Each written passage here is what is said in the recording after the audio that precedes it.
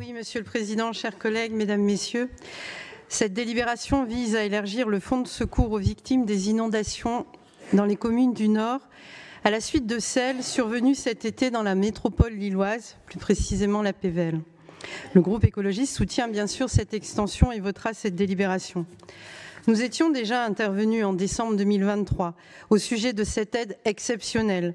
Je mets exceptionnelle entre guillemets car l'est-elle encore exceptionnelle? Ce que nous indiquions alors reste tragiquement d'actualité après les terribles inondations qui ont frappé la région de Valence en Espagne le 29 octobre dernier et plus récemment l'Andalousie.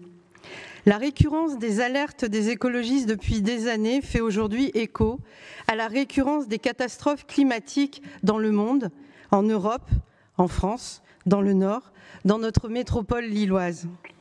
Et de tous ces épisodes, nous devons retenir que c'est l'absence d'écologie qui est punitive. Nos territoires sont aujourd'hui vulnérables face au bouleversement climatique.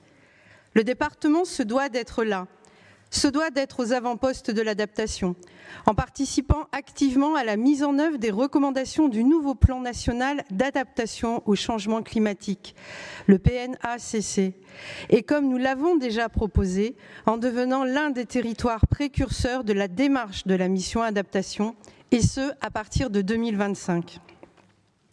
Le département du Nord peut agir également en concentrant ses dispositifs de solidarité territoriale sur la transition écologique et l'adaptation des territoires.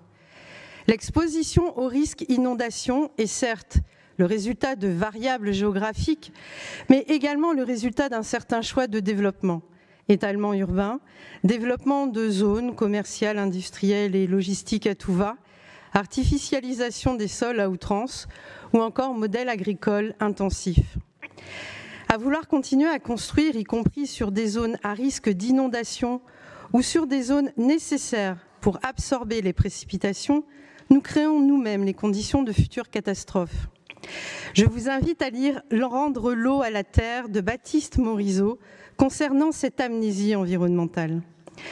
Monsieur le Président, chers collègues, il est donc aujourd'hui plus que jamais nécessaire de défendre l'application du principe de zéro artificialisation nette dans nos territoires, par exemple, et vous voyez bien où je veux en venir, en renonçant à la création de nouveaux projets routiers dans notre beau département.